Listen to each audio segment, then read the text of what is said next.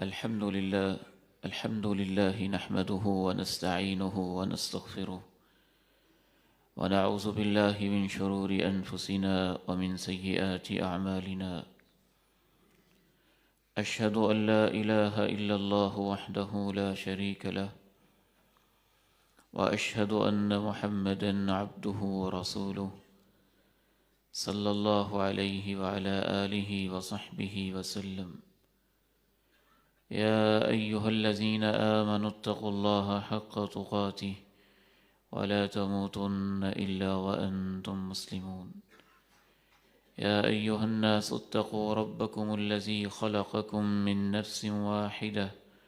وخلق منها زوجها وبث منهما رجالا كثيرا ونساء، واتقوا الله الذي تساءلون به والأرحام إن الله كان عليكم رقيبا. يا أيها الذين آمنوا اتقوا الله وقولوا قولا سديدا يصلح لكم أعمالكم ويغفر لكم ذنوبكم، ومن يطع الله ورسوله فقد فاز فوزا عظيما. اللهم صل على محمد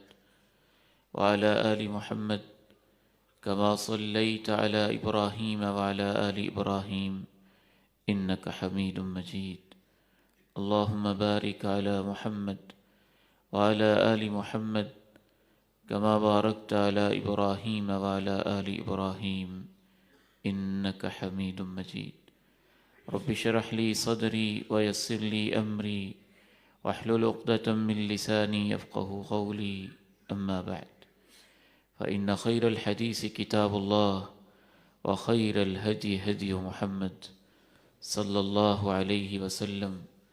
وشر الأمور محدثاتها، وكل محدثة بدعة، وكل بدعة ضلالة،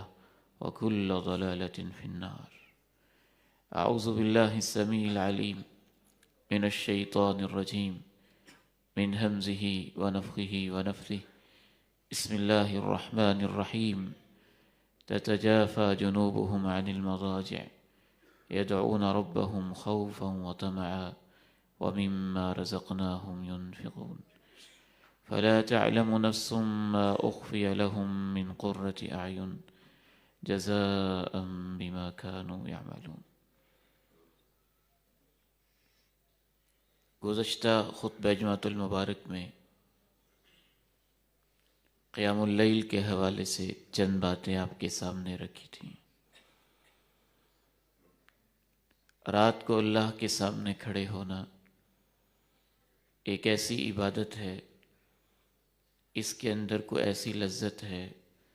جیسے اللہ تعالیٰ نے اس کو جنت کی کوئی نعمت بنایا ہو. میں حیران ہوا حدیث پڑھ کے کہ رسول اللہ صلی اللہ علیہ وسلم معراج کی رات جب سیر پہ نکلے ہیں، بیت المقدس پہنچے ہیں، رات کا وقت ہے، امام کائنات علیہ الصلاۃ والسلام اپنی اس دنیاوی زندگی میں ہیں،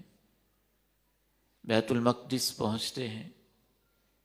تو آپ علیہ الصلاۃ والسلام رات کی نماز کی ایسی لذت ہے کہ معراج کی رات انبیاء کو رات کے وقت بیت المقدس میں امامت کرواتے ہیں. اس پر یہ سوال اٹھا کہ انبیاء تو اللہ کے پاس جا چکے ہیں اور مرنے کے بعد تو یہ نماز اور روزہ اور احکام انسان ان کا مکلف نہیں ہوتا. شیخ الاسلام امام ابن تیمیہ رحمہ اللہ نے بہت خوبصورت اس اشکال کا جواب دیا. کہا کہ عالم ارواح کی حقیقت ہم نہیں سمجھ سکتے، اور وہاں جو نماز پڑھائی گئی ہے، نماز اس وجہ سے نہیں کہ ان کی کوئی ذمہ داری تھی. جیسے شہیدوں کی روحوں کو اللہ اوپر عالم بالا میں جنت کا رزق دیتا ہے، ان انبیاء کی روحوں کے لیے وہ نماز جنت کا ایک رزق ہی تھی، لذت کی نماز، جنت کی نعمت کی نماز، حلاوت کی نماز۔ رات کی یہ نماز اللہ تعالیٰ نے اس کے اندر یہ خصوصیت بھی رکھی ہوئی ہے کہ دن کی نماز میں انسان جب نماز میں کھڑا ہوتا ہے، کوئی دائیں ہے کوئی بائیں ہے، کوئی آگے ہے کوئی پیچھے ہے، انسان کا رونے کو دل چاہے یا اللہ کے سامنے ایک معصوم بچے کی طرح، جیسے بچہ اپنی ماں سے مانگتا ہے اور اس کے مخصوص ہونٹ سے بن جاتے ہیں، جس کو دیکھ کے ماں کو ترس آتا ہے، تو دن کی نماز میں انسان کو یہ کیفیتیں نصیب ہو بھی رہی ہوں تو ریاکاری کا خطرہ ہوتا ہے، کیونکہ وہ لوگوں کے درمیان موجود ہوتا ہے۔ اور رات کی نماز میں جیسے جیسے وہ اللہ کے سامنے اپنے منہ بناتا جاتا ہے، اللہ کی رحمتیں اس کے اوپر قربان ہوتی جاتی ہیں۔ رسول اللہ صلی اللہ علیہ وسلم ارشاد فرماتے ہیں، ثلاثۃ یحبہم اللہ ویستبشر بہم ویضحک الیہم۔ تین قسم کے لوگ ہیں، اللہ ان سے محبت کرتا ہے، ان کو دیکھ کے اللہ مسکراتا ہے، وَيَسْتَبْشِرُ بِهِمْ، اور ان کے عمل پہ، ان کی زندگی پہ اللہ خوش ہوتا ہے۔ اور یہ تینوں ہی بہت بڑے انعام ہیں۔ صرف اللہ تعالیٰ کسی بندے کی ادا پہ مسکرا بھی دیں تو اس کے اوپر جہنم کی آگ حرام ہو جاتی ہے۔ اور یہ تین تو وہ ہیں جن کو دیکھ کے اللہ مسکراتا بھی ہے، ان سے محبت بھی کرتا ہے اور خوش بھی ہوتا ہے، جیسے اس کی شان کے لائق۔ آپ نے فرمایا ان میں سے ایک شخص وہ ہے جو میدان جہاد میں ہے، گمسان کا معرکہ ہوا، اس کے ساتھی معرکے کی تاب نہ لاتے ہوئے کچھ پیچھے ہٹے، لیکن وہ ڈٹ کے سینہ تان کے کھڑا رہا، تو اللہ اس کی اس ادا کو دیکھ کے مسکراتے بھی ہیں، محبت بھی کرتے ہیں، خوش بھی ہوتے ہیں، اور فرشتوں سے کہتے بھی ہیں دیکھو یہ بھی انسان ہے، لیکن میری خاطر میدان جہاد میں اپنا سینہ تان کے کیسے کھڑا ہوا ہے۔ فرمایا دوسرا وہ شخص جس کو اللہ رب العزت نے خوبصورت بیوی بھی دی اور نرم گرم بستر بھی دیا، فثار عن وطائه، لیکن رات کو وہ اٹھ کھڑا ہوا اور مصلے پہ کھڑا ہو گیا۔ اللہ رب العزت اپنے فرشتوں سے کہتے ہیں کہ دیکھو یہ میرا بندہ دنیا کی لذتوں کو چھوڑ کے میرے ساتھ باتیں کرنے کے لیے کیسے میرے سامنے کھڑا ہو گیا۔ اللہ اس پہ خوش بھی ہوتے ہیں، مسکراتے بھی ہیں، اور اس کو پیار بھی دیتے ہیں، اس سے محبت بھی کرتے ہیں۔ اور آپ نے فرمایا تیسرا وہ شخص جو سفر میں تھا اور اس کے ساتھی اپنی اپنی جگہ پہ لیٹ گئے، لیکن یہ سفر کی تھکاوٹوں کے باوجود اللہ سے راز و نیاز اور باتیں کرنے کے لیے، قیام کے لیے مصلے پہ کھڑا ہو گیا، تو اس بندے کے اوپر اللہ خوش بھی ہوتے ہیں، مسکراتے بھی ہیں، اور اس سے اللہ تعالیٰ محبت بھی کرتے ہیں۔ اسی بات کو آگے بڑھاتے ہوئے آج کے اس خطبہ جمعۃ المبارک میں میں یہ چاہوں گا کہ اپنے لیے بھی اور آپ کے لیے بھی چند ایسی چیزیں آپ کے سامنے پیش کروں جس سے انسان کو قیام اللیل کی توفیق نصیب ہوتی ہے، کیونکہ یہ ہر شخص کو نعمت نہیں ملتی۔ اس میں سب سے پہلی اور بنیادی چیز جس سے انسان کو اللہ کے سامنے رات کے وقت کھڑے ہونے کی توفیق نصیب ہوتی ہے، وہ بہت ہی اہم اور بنیادی ترین چیز انسان کی پختہ اور مستحکم نیت ہے۔ انسان کا ارادہ ہو کہ میں نے اللہ کے سامنے کوئی 2 رکعت پڑھنی ہے، اللہ سے کچھ باتیں کرنی ہیں، دعائیں مانگنی ہیں۔ رسول اللہ صلی اللہ علیہ وسلم ارشاد فرماتے ہیں جو اپنے بستر پہ جاتا ہے اور اس کی یہ نیت ہوتی ہے کہ میں نے اللہ کے سامنے کھڑے ہونا ہے، قیام کرنا ہے، فغلبتہ عیناہ، اور اس کی آنکھیں غالب آ جاتی ہیں، حتی اصبح، حتیٰ کہ اس کی آنکھ کھلتی ہی نہیں اور صبح ہو جاتی ہے، اللہ اس کے نامہ اعمال میں لکھ دیتا ہے کہ یہ تہجد پڑھتا رہا ہے۔ وَكَانَ نَوْمُهُ عَلَيْهِ صَدَقَةً مِّن رَبِّهِ، اور اس کی نیند کو اللہ اپنی طرف سے ایک تحفہ اور صدقہ لکھ دیتا ہے۔ یہ اس وقت ہے جب کبھی کبھار ایسے ہو جائے، یہ نہیں کہ انسان یہ سوچ لے کہ میں روزانہ نیت ہی کروں گا اور پھر اس کو توفیق روزانہ ہی نہیں مل رہی تو اس کی کوئی اور وجہ ہے۔ اگر اس نے اپنی اتنی تربیت کر لی ہے کہ وہ پڑھ رہا ہے اور کبھی اس کی وہ قیام اللیل اور تہجد اور دو رکعتیں رہ گئی ہیں تو اللہ تعالیٰ اس کو یہ انعام دیتے ہیں۔ دوسری چیز اس کے لیے بڑی ہی اہم ترین چیز ہے، اپنے دن کے معمولات پہ نظر ثانی کرنی ہوگی۔ جب بھی ہم رات کے قیام سے محروم ہوتے ہیں تو اس کے پیچھے ہمارے دن کے اندر کیا ہوا کوئی نہ کوئی گناہ ہوتا ہے، کہیں بدنگاہی، کہیں جھوٹ، کہیں فراڈ، کہیں دھوکہ، کہیں کرپشن، کہیں خیانت، کہیں ماں باپ کی نافرمانی، کوئی کبیرہ صغیرہ گناہ۔ حضرت عبداللہ بن مسعود رضی اللہ تعالی عنہما سے پوچھا گیا کہ ہم سے رات کو نہیں اٹھا جاتا،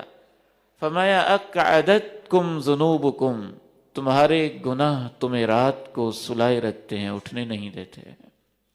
امام حسن رحمہ اللہ سے پوچھا کسی نے، میں ارادہ تو کرتا ہوں اٹھنے کا لیکن اٹھا نہیں جاتا، ایسے ہی زندگی گزر رہی ہے۔ امام حسن رحمہ اللہ نے کہا قیدتک ذنوبک، تیرے دن کے گناہ رات کو تیرے پاؤں کی زنجیر بن جاتے ہیں، وہ تجھے اٹھنے نہیں دیتے۔ ایک تیسرا کام جس کا انسان کو اہتمام کرنا چاہیے وہ دن کے وقت قیلولہ اور دوپہر کا آرام ہے، اور دوپہر کا آرام اس نیت سے کیا جائے تاکہ میرے جسم کا حق اس کو مل جائے اور رات میرے جسم میں اتنی تازگی موجود ہو کہ میں کچھ وقت اٹھ کے اللہ کے سامنے کھڑا ہو سکوں۔ انسان جب دن میں اتنا مصروف رہتا ہے کہ اس سے چند منٹ بھی لیٹنے کے لیے، آرام کے لیے نہیں ملتے ہیں تو جسم کے اوپر تھکاوٹ کا ایسا غلبہ ہوتا ہے کہ پھر رات کو اس سے اٹھا نہیں جاتا ہے۔ یہ دوپہر کا آرام کرنا خصوصاً یہ ہمارے اسلامی کلچر کا حصہ ہے،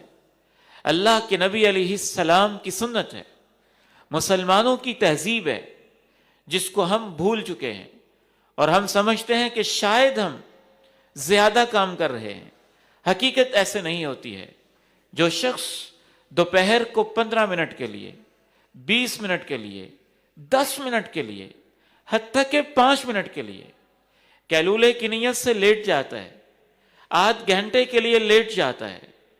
آپ اپنے دن کے معمولات کا اندازہ کر لیجئے گا، آپ کا وہ دن جس میں آپ نے دوپہر کا قیلولہ نہیں کیا تھا اور آپ نے بعد میں 6 گھنٹے کام کیا تھا، اور آپ کا وہ دن جس میں آپ نے سنت سمجھتے ہوئے دوپہر کو آدھ گھنٹہ، 20 منٹ، 15 منٹ آرام کر لیا تھا، اس سنت پہ عمل کی برکت سے انشاءاللہ جو دوپہر کا اگلا حصہ ہے شام تک، اس میں آپ کو اللہ ایسی تازگی، ایسی قوت دے گا کہ آپ 4 گھنٹوں کے اندر بھی وہ کام کریں گے جو بغیر قیلولے کے آپ سے 6 گھنٹے میں نہیں ہوگا تھا۔ یہ سنت ہے، سنت کی اپنی برکت ہوتی ہے، اس کے اندر ایک روحانیت ہوتی ہے۔ حتیٰ کہ نبی علیہ السلام نے یہاں تک ارشاد فرمایا قیلوا فإن الشیطان لا یقیل، دوپہر کو آرام کیا کرو۔ دوپہر کو آرام نہ کرنا یہ شیطان کی صفت ہے، شیطان ایسے کرتا ہے، وہ آرام نہیں کرتا ہے۔ ہمارے ذہن کے اندر یہ غلط فہمی ہوتی ہے کہ اچھا آرام کے لیے تو 1 گھنٹہ چاہیے، ہمارے پاس نہیں ہے۔ ٹھیک ہے، ابتدا میں ممکن ہے آپ کو زیادہ وقت چاہیے ہو، لیکن جب آپ سنت کے پر عمل کی نیت سے اس سنت پہ عمل شروع کر دیں گے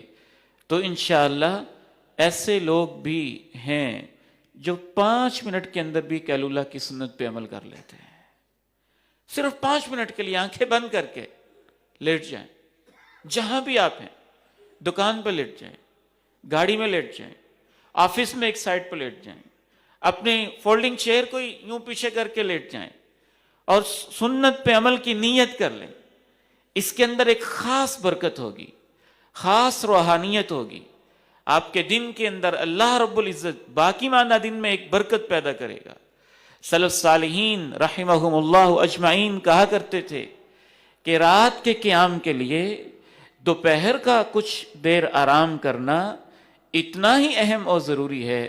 جس طرح روزہ نبھانے کے لیے سحری ضروری ہے. جیسے سحری سے انسان کو دن بھر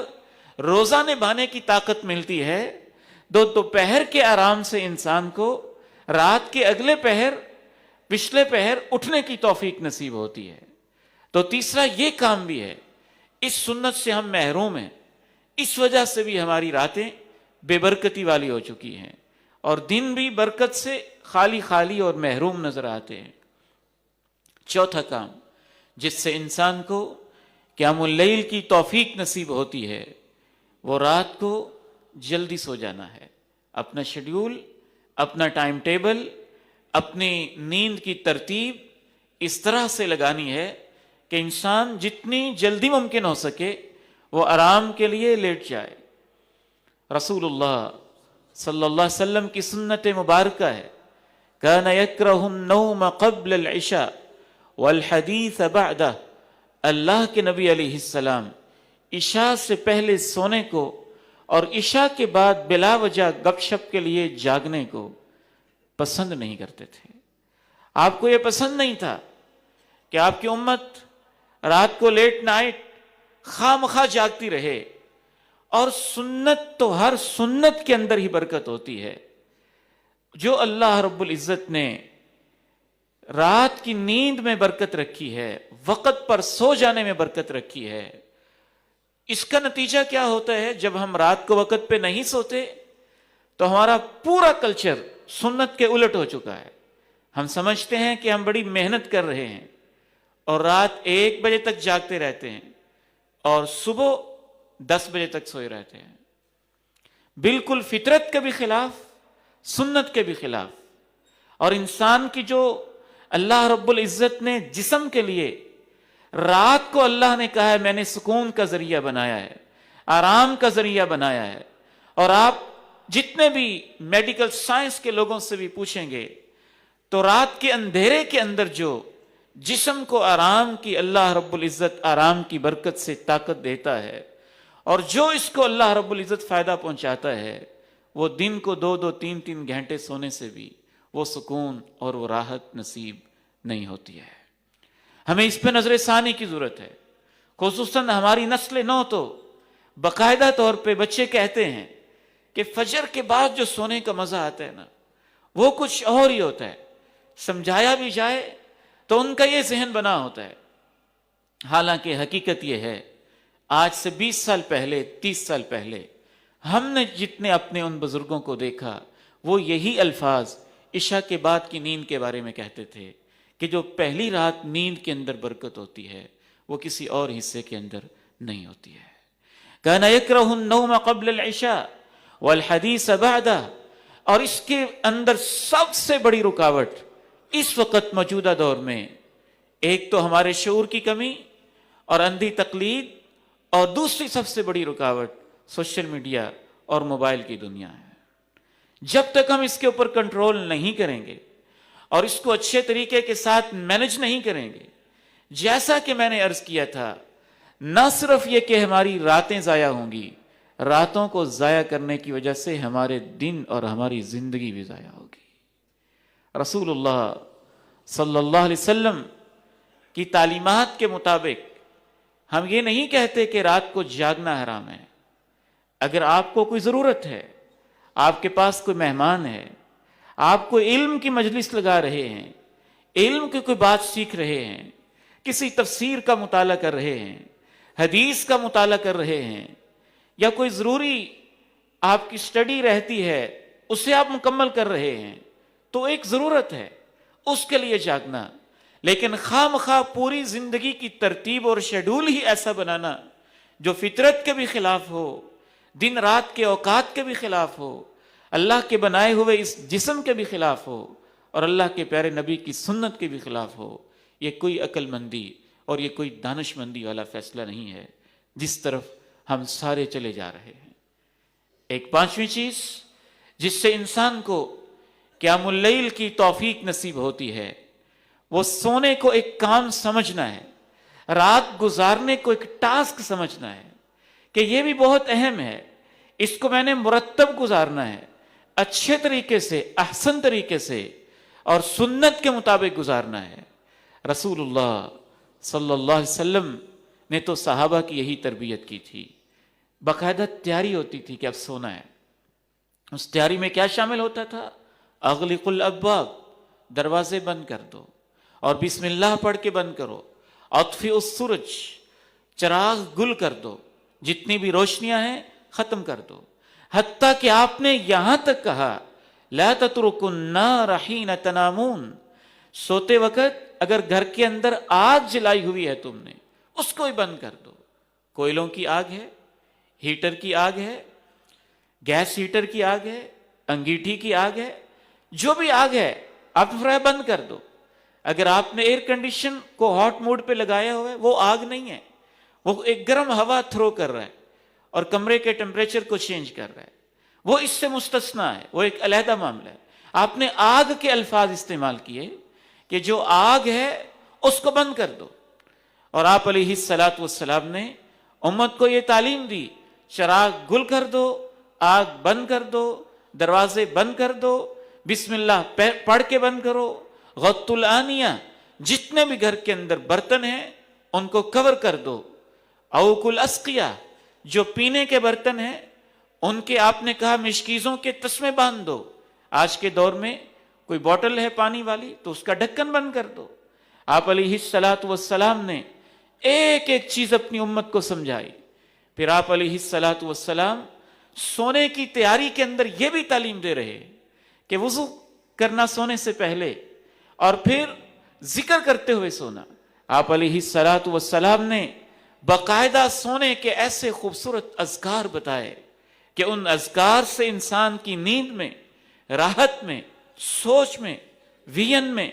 ایسی برکت پیدا ہوتی ہے۔ ایک وہ شخص ہے جو موبائل دیکھتے دیکھتے سو گیا ہے، ایک وہ شخص ہے جو کسی سکرین کے اوپر ٹکٹکی باندھے ہوئے سو گیا ہے، ایک وہ شخص ہے جو گنگناتے ہوئے سو گیا ہے، ایک وہ نوجوان ہے جو ناول پڑھتے سو گیا ہے، ایک وہ بیٹا ہے جو فیس بک کو یوں گھماتے گھماتے سو گیا ہے، ایک وہ ہے جو یوٹیوب کے چینلز کو براؤز کرتے سو گیا ہے، اس کی نیند، اور ایک وہ شخص ہے جو وضو کر کے اللہ کا ذکر کرتے کرتے سو گیا ہے۔ ان دونوں کی راتوں میں وہی فرق ہوتا ہے جو زمین اور آسمان میں فرق ہوتا ہے۔ رسول اللہ صلی اللہ علیہ وسلم ارشاد فرماتے ہیں ما من مسلم یبیت طاہرا، جو شخص بھی وضو کر کے اپنے بستر پہ لیٹ جاتا ہے، الا وبات فی شعارہ ملک، اللہ اس کے ساتھ ایک فرشتے کو بھیج دیتا ہے، نورانی مخلوق کو بھیج دیتا ہے، جو اس کے بستر کے اوپر ہوتا ہے، اس کے لباس کے اوپر ہوتا ہے، اور جب بھی رات کو کروٹ بدلتا ہے تو فرشتہ کہتا ہے اللہم اغفر لعبدک انہ بات طاہرا، اللہ اپنے اس بندے کو معاف کر دے، وضو کر کے لیٹا ہوا ہے، اللہ اپنے اس بندے کو معاف کر دے، وضو کر کے لیٹا ہوا ہے۔ اور چھٹا کام صرف وضو ہی نہیں، وہ اذکار جو اللہ کے نبی علیہ السلام نے بتائے ہیں وہ بڑے خوبصورت اذکار ہیں، وقت نہیں ہے کہ میں ان کی تفصیل آپ کے سامنے رکھوں، ان میں سے چند ایک اشارتاً میں آپ کے سامنے رکھ دیتا ہوں۔ کم از کم جو اذکار ہیں، نبی علیہ الصلاۃ والسلام فرماتے ہیں قرآن مجید میں ایک سورت ہے، 30 اس کی آیتیں ہیں، اس سورت نے اپنے قبر والے کی سفارش کی اللہ کے، حتیٰ کہ اللہ نے اس کو جہنم قبر کے عذاب سے محفوظ کر لیا۔ سورہ ملک، اس کی تلاوت رات سے پہلے پہلے کسی بھی وقت کی جا سکتی ہے، لیکن اگر آپ ایک ترتیب بنا لیتے ہیں کہ میں بستر پہ بیٹھ کے پڑھ لوں گا تو رات کو قرآن کی تلاوت کا اجر وہ بھی آپ کو نصیب ہو جائے گا۔ سورہ سجدہ کی تلاوت، اسی طرح سے آیت الکرسی۔ رسول اللہ صلی اللہ علیہ وسلم ارشاد فرماتے ہیں جب تم اپنے بستر پہ جانے لگو آیت الکرسی پڑھ لو تو کیا ہوگا؟ لن یزال علیک من اللہ حافظ، ساری رات ہی ایک فرشتہ اللہ کی طرف سے تمہاری حفاظت کے اوپر مقرر ہو جائے گا۔ ولا یقربک شیطان، اور شیطان تمہارے قریب نہیں آئے گا۔ آخری تینوں کل سیدہ عائشہ رضی اللہ تعالیٰ عنہ ارشاد فرماتی ہیں کہ اللہ کے نبی علیہ السلام ہر رات ایسے کرتے، اپنے دونوں ہاتھوں میں قل هو اللہ احد، قل اعوذ برب الفلق، قل اعوذ برب الناس پڑھتے اور پھونک مارتے،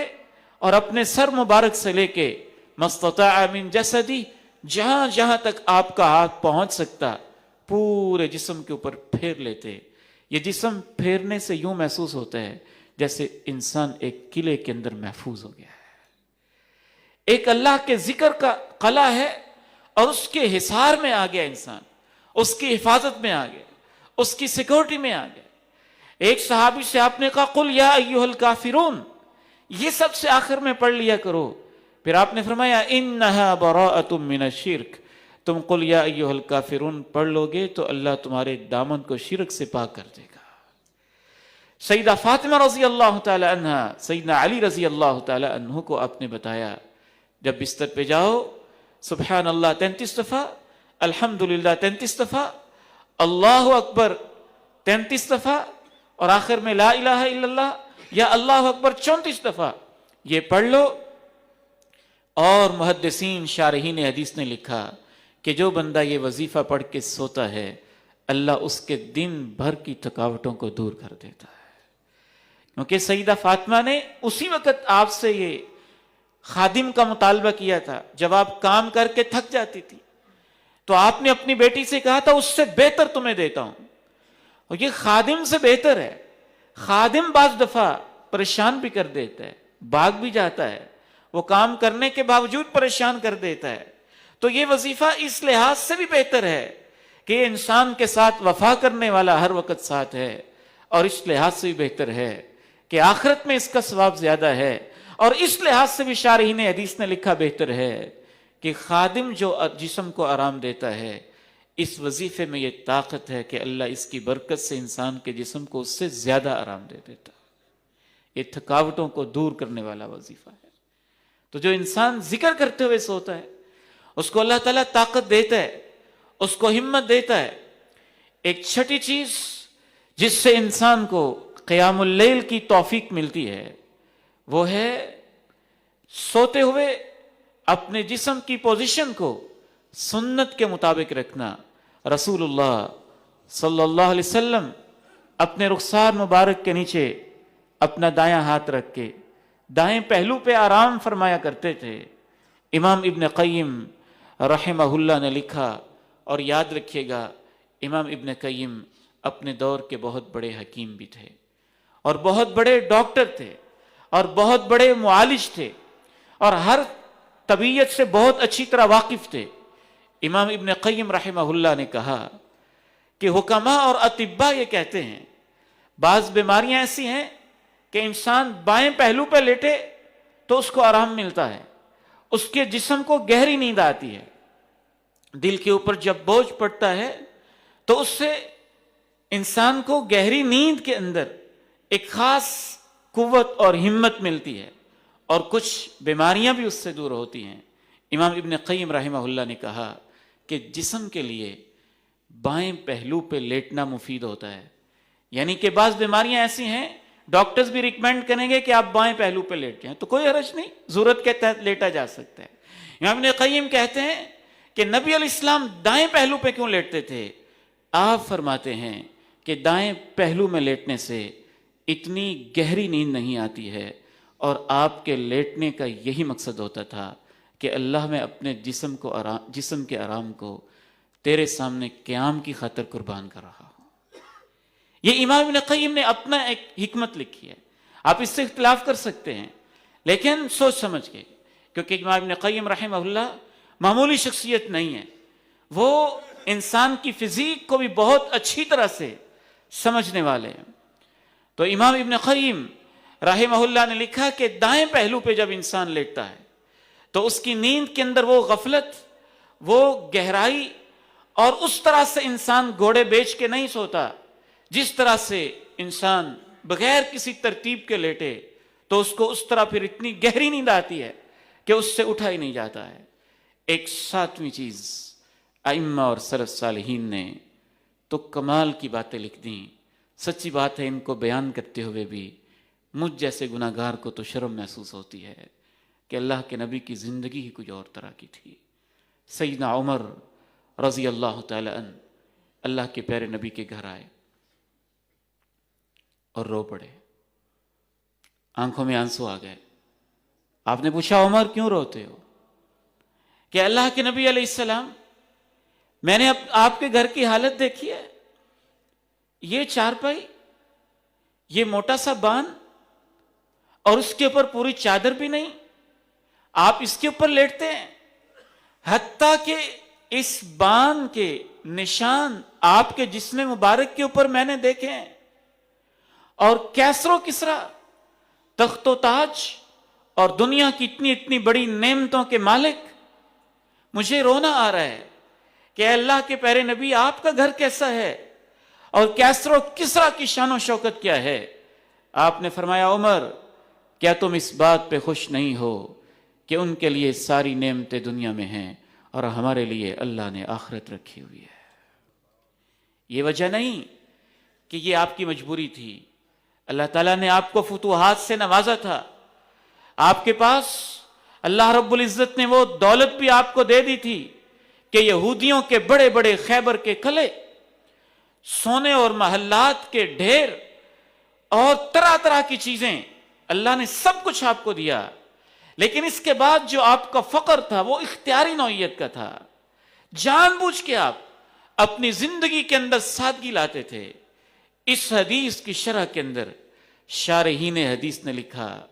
کہ جو صبح اٹھنا چاہتا ہے، ٹھیک ہے اس کا بستر آرام دہ تو ہو، لیکن اتنا گہرا آرام دہ کہ اس سے اٹھا ہی نہ جائے اور اٹھنے کو جی نہ چاہے۔ بعض دفعہ اس طرح کا بستر بھی انسان کو نہیں اٹھنے دیتا ہے۔ اور آج کل تو کلچر ہے 12 انچ کے میٹرس آپ کو کب اٹھنے دیں گے، 1.5 فٹ کے میٹرس آپ کو کب اٹھنے دیں گے؟ جب انسان کی اٹھنے کی نیت ہوتی ہے تو اپنے جسم کے آرام کا وہ خیال تو کرتا ہے، لیکن اتنا گہرا آرام کہ وہ اندر ہی اس کے جاتا جائے اور وہ اس کو اٹھنا بھی چاہے تو اٹھنے ہی نہ دے۔ رسول اللہ صلی اللہ علیہ وسلم کا یہ معمول تھا، اور آپ علیہ السلام اس طرح کی ایک چارپائی کے اوپر لیٹتے تھے جس کا بان سخت ہوتا تھا۔ تو میں یہ نہیں کہتا کہ ہر انسان کے لیے یہ ضروری ہے، لیکن جو صبح اٹھنا چاہتا ہے اس پہلو پہ بھی اس کو توجہ دینی ہوگی کہ اپنے بستر کو اتنا زیادہ نرم اور اتنا زیادہ ملائم اور اتنا زیادہ نہ آرام دہ بنائے کہ اس کو آخرت یاد ہی بھول جائے اور صبح اٹھنا اس کو یاد ہی نہ رہے۔ ٹھیک ہے جتنی جسم کی ضرورت ہے اس کے آرام کا خیال تو کرے، لیکن غافلوں والا بستر اور غفلت میں انسان کو لانے والا بستر نہ ہو۔ ایک اور 8ویں چیز جس سے انسان کو قیام اللیل کی توفیق نصیب ہوتی ہے، رسول اللہ صلی اللہ علیہ وسلم کی سنت مبارکہ سے وہ آپ علیہ السلام کی زندگی کو دیکھنا ہے کہ آپ کی زندگی میں آخرت کی فکر کتنی غالب تھی۔ آپ وہ ہستی ہیں جو مقام محمود پہ پہنچنے والے ہیں، اور آپ وہ ہستی ہیں جنہوں نے انسانوں کی شفاعت کرنی ہے، اور آپ وہ ہستی ہیں جنہوں نے جنت کا دروازہ کھلوانا ہے، اور آپ وہ ہستی ہیں میدان محشر میں جنہوں نے امت کی بھی فکر کرنی ہے، اور آپ وہ ہستی ہیں جن سے بڑھ کے اللہ کو محبوب ہی کوئی نہیں ہے، لیکن آپ کی محنت آخرت کے لیے ایسی ہے کہ ہمیں اپنے رویوں پہ دکھ بھی ہوتا ہے اور افسوس بھی ہوتا ہے۔ رسول اللہ صلی اللہ علیہ وسلم کی راتیں فکر والی راتیں ہوتی تھیں۔ جب تک آپ میں آخرت کی فکر نہیں ہے، موت کی یاد نہیں ہے، قبر کا خیال نہیں ہے، اللہ کے سامنے کھڑے ہونے اور زندگی کے حساب دینے کی سوچ نہیں ہے، تو اس وقت تک انسان سے پھر اٹھا نہیں جاتا ہے۔ جب انسان کو پتا ہو کہ زندگی مختصر ہے اور بہت قیمتی ہے اور محنت اسی کے اندر کرنی ہے۔ اللہ کے نبی علیہ الصلوۃ والسلام تو یہاں تک ارشاد فرماتے تھے، لو ان رجلا یجر علی وجهه من یوم ولد الى ان يموت ساجدا لحقره یوم القیامہ، اگر ایک شخص کو اللہ اتنی نیکیوں کی توفیق دے دے کہ جس دن ماں کے پیٹ سے پیدا ہوا اسی دن وہ سجدے میں چلا گیا تھا، اور جب اس کی موت آئی تو اس وقت بھی سجدے کی حالت میں تھا، قیامت کی ہولناکیوں کو دیکھ کے وہ بھی کہے گا اللہ مجھے موقع دے، نیکیاں نہیں کر سکا، میں اور کرنا چاہتا ہوں۔ تتجافى جنوبهم عن المضاجع يدعون ربهم خوفا وطمعا ومما رزقناهم ينفقون، ان کے پہلو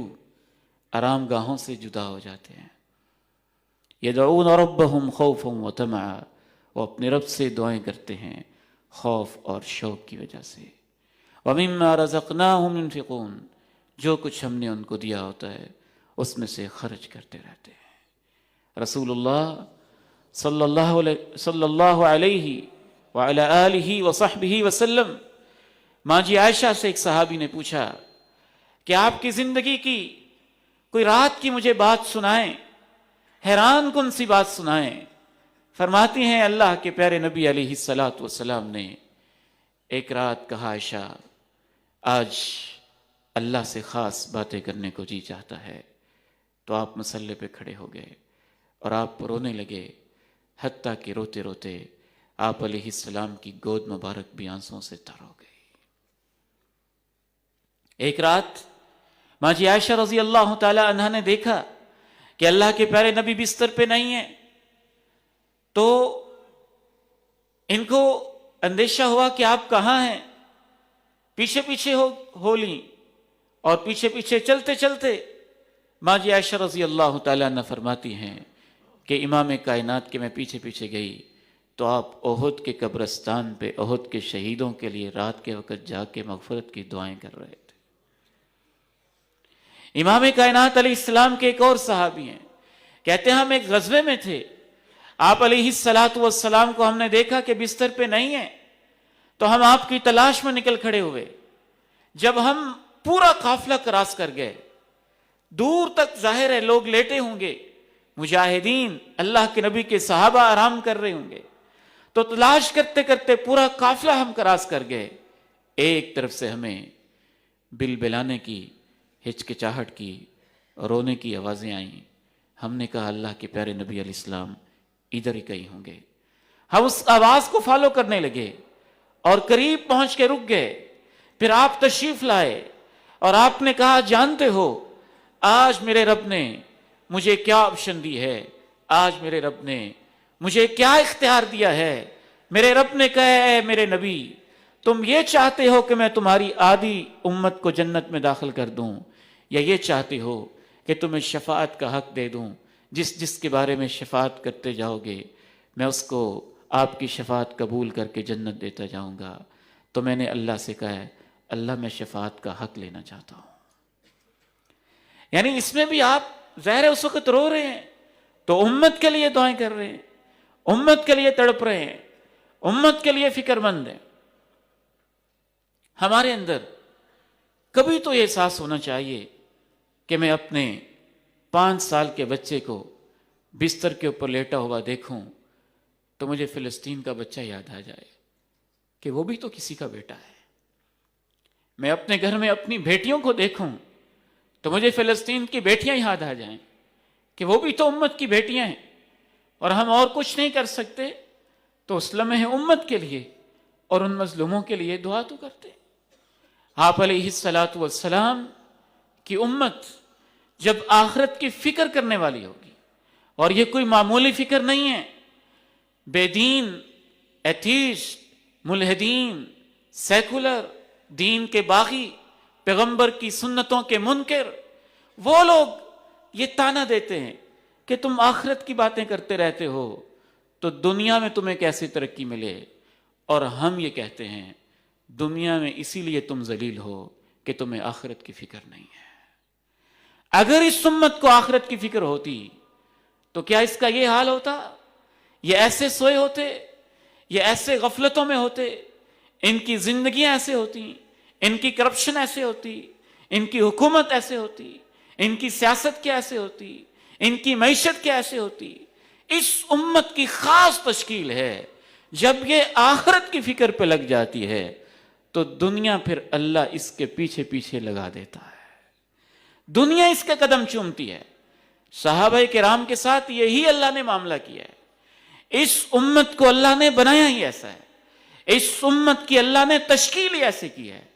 کفار کے ساتھ معاملہ اور ہے، اس امت کے ساتھ معاملہ اور ہے۔ تو رسول اللہ صلی اللہ علیہ وسلم جو بستر پہ لیٹتے ہوئے دعائیں کرتے تھے، ان میں اگر انسان غور کرے تو بڑی منفرد دعائیں ہوتی تھیں۔ بسمک ربی وضعت جنبی، تیرے نام پہ اللہ میں نے اپنے پہلو کو اپنے بستر پہ لٹایا ہے۔ ان امسکت نفسی فرحمہا، اگر میری روح تیرے پاس ہی رہ جائے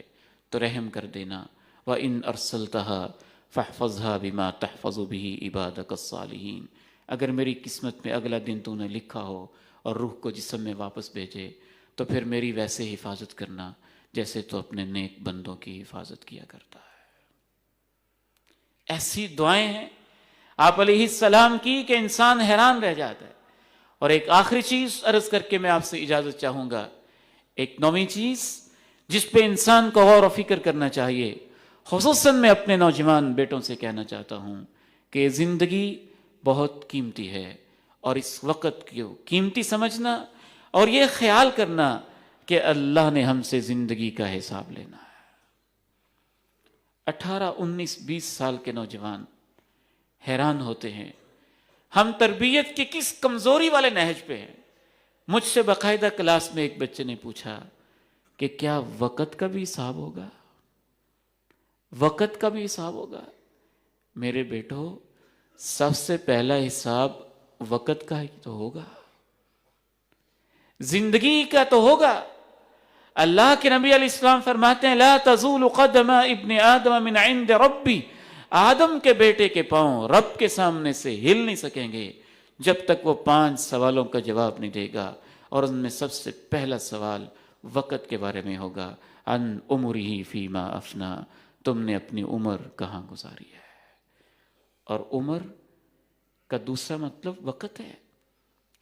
ٹائم کی اسپیس ہے جس کے اندر ہم زندگی گزار رہے ہیں۔ وَعَنْ شَبَابِهِ فِيمَا أَبْلَى، اور پھر خصوصاً سوال ہوگا کہ اپنی جوانی تم نے کہاں گزاری ہے۔ اس حوالے سے 10ویں گزارش کر کے میں اجازت چاہوں گا کہ یہ بھی بہت قابل غور چیز ہے۔ اگر آپ کو اللہ توفیق دے دے اور جوانی کے اندر، اگلی عمر کے اندر آپ اٹھنے کی محنت کر لیں، کوشش کر لیں، اپنے آپ کی تربیت کر لیں، تو پھر اللہ رب العزت کی طرف سے آپ پہ خاص فضل ہو جاتا ہے، خاص انعام ہو جاتا ہے۔ وہ ایک زندگی کی غذا بن جاتی ہے،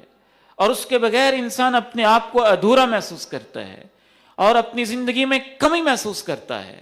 یاد رکھیے، جو لوگ اگلی عمر میں 17 سال کی عمر سے، 20 سال کی عمر سے، 22 سال کی عمر سے رات کو اٹھنا شروع کر دیتے ہیں، سب سے پہلا تو ان کو اللہ یہ انعام دیتا ہے کہ اللہ کو جوانی کی عبادت سب سے زیادہ پیاری لگتی ہے، اور اللہ اس جوان کو اپنے عرش کا سایہ نصیب کرتا ہے۔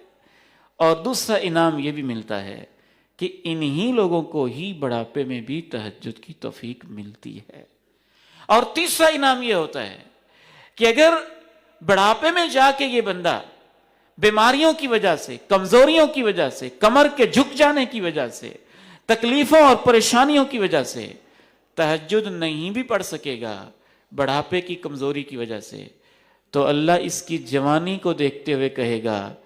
کہ اس کے پڑھے بغیر ہی نامہ اعمال میں تہجد لکھ دو، کیونکہ یہ جب یہ صحت مند تھا پڑھتا تھا، جب یہ جوان تھا پڑھتا تھا، جب یہ اچھی عمر میں تھا، صحت کی حالت میں تھا، پڑھتا تھا۔ صحیح بخاری میں رسول اللہ صلی اللہ علیہ وسلم ارشاد فرماتے ہیں ان العبد اذا مرض او سافر، جب کوئی بندہ بیمار ہو جاتا ہے یا سفر پہ چلا جاتا ہے تو اللہ فرشتوں سے کہتے ہیں صحت کی حالت میں اور گھر میں رہتے ہوئے جو اس کے نیکی کے معمولات تھے تم اس کا ثواب ویسے ہی جاری رکھو، کیونکہ اب اس میں رکاوٹ آ گئی ہے سفر کی، یا رکاوٹ آ گئی ہے بیماری کی، تکلیف کی، تو اللہ کا فضل ہے کہ اللہ پھر اس کے لیے ان انعامات کو ویسے ہی جاری رکھتا ہے۔ رب کریم سے دعا ہے، آپ بھی دعا کیجئے، میں آپ کے لیے، آپ میرے لیے، اور ہم اپنے لیے سب بھی دعا کریں کہ اللہ تعالی ہمیں یہ عظیم دولت نصیب فرما دے۔ دعا کرنا بھی اللہ تعالیٰ کی طرف سے، اس سے بھی انسان کو یہ توفیق ملتی ہے۔ اللہ ہمیں ان لوگوں میں شامل فرما دے جن کو آخرت کی فکر ہوتی ہے، اور ان لوگوں میں شامل فرما دے جن کو موت کی فکر ہوتی ہے، اور ان لوگوں میں شامل فرما دے جو رات کو اپنے رب سے مناجات کی لذت نصیب جن کو ہوتی ہے۔ وآخر دعوانا ان الحمد للہ رب العالمین۔